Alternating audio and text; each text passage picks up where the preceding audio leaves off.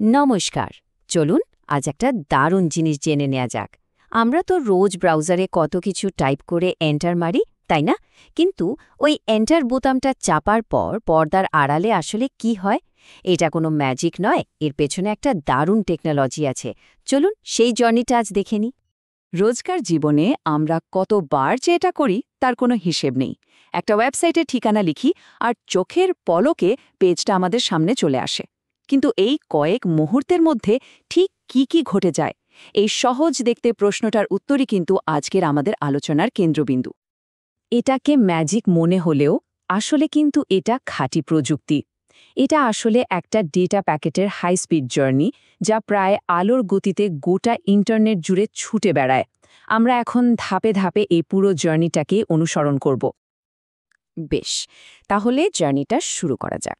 প্রথম কাজ হলো আমাদের ব্রাউজারকে খুঁজে বের করতে হবে যে ওই ওয়েবসাইটটা বিশাল ইন্টারনেটের ঠিক কোন সার্ভারে রাখা আছে। আর এই কাজের জন্য ব্রাউজারকে সাহায্য নিতে হয় ইন্টারনেটের নিজস্ব অ্যাড্রেস বুকের। এই অ্যাড্রেস বুকের একটা দারুণ নাম আছে, ডিএনএস, মানে ডোমেইন নেম সিস্টেম। ভাবুন তো, এটা যেন ইন্টারনেটের একটা বিশাল সুপারফাস্ট ফোন বুক। আমরা যেমন বন্ধুর নাম দিয়ে তার ফোন নম্বর খুঁজি, ডিএনএসও ঠিক সেভাবেই ওয়েবসাইটের নাম থেকে ওর আসল ঠিকানা মানে আইপি অ্যাড্রেসটা খুঁজে বের করে দেয়। আর যদি নামটা ওই ফোন বুকে না পায়, ঠিক তখনই আমরা ওই সার্ভার নট ফাউন্ডের মতো এরর মেসেজ দেখতে পাই। এই স্লাইডটা দেখলে ব্যাপারটা জলের মতো পরিষ্কার হয়ে যাবে। দেখুন, আমরা মনে রাখি সহজ সরল নাম, যেমন www.example.org। কিন্তু কম্পিউটার এই নাম বোঝে না, সে বোঝে সংখ্যা। তাই ডিএনএস এই নামটাকে একটা ইউনিক নম্বরে বদলে দেয়, যেমন 192.0.34.166। এটাকে বলা হয় আইপি অ্যাড্রেস। ইন্টারনেটের প্রত্যেকটা সার্ভারে কিন্তু এরকম একটা নিজস্ব আইপি অ্যাড্রেস আছে। তাহলে এই খোঁজার কাজটা হয় কিভাবে? খুবই সহজ, 3টে ধাপে। 1, আমাদের ব্রাউজার একটা রিকোয়েস্ট বা অনুরোধ পাঠায়। 2, ডিএনএস সার্ভার তার বিশাল ডেটাবেজে সেই নামটা খুঁজে দেখে। আর 3, সঠিক আইপি অ্যাড্রেসটা পেলেই সেটা ব্রাউজারকে উত্তর হিসাবে পাঠিয়ে দেয়।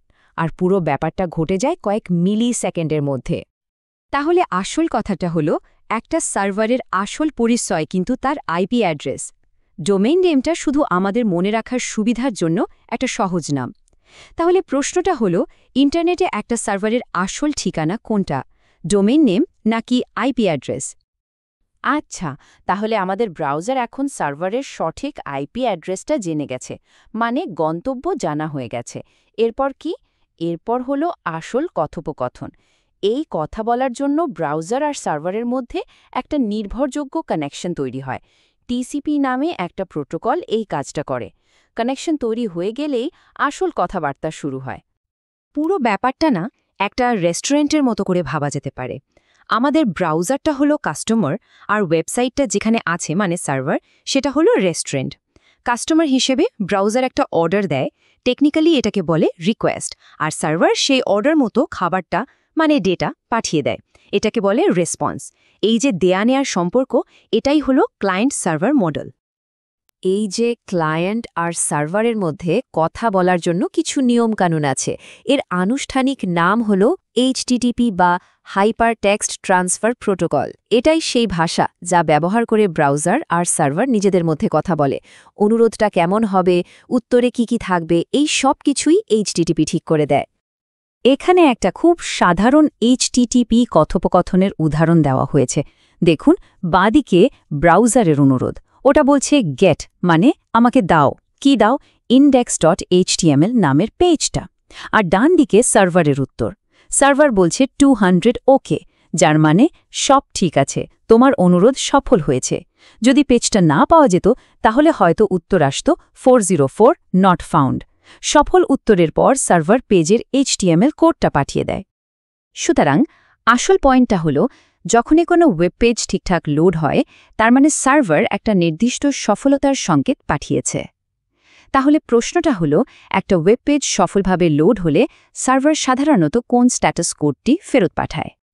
বেশ, আমরা জার্নির দুটো বড় ধাপ, ডিএনএস দিয়ে ঠিকানা খোঁজা আর এইচটিটিপি দিয়ে কথা বলা, দেখে ফেলেছি। এবার সময় হয়েছে পুরো জার্নিটাকে একবারে প্রথম থেকে শেষ পর্যন্ত গুছিয়ে দেখার। এই স্লাইডটা কিন্তু পুরো জার্নিটা একবারে দেখিয়ে দিচ্ছে। চলুন এক এক করে দেখি। 1. আমরা ইউআরএল টাইপ করি। 2. ব্রাউজার ডিএনএস-এর মাধ্যমে আইপি অ্যাড্রেস খুঁজে বের করে।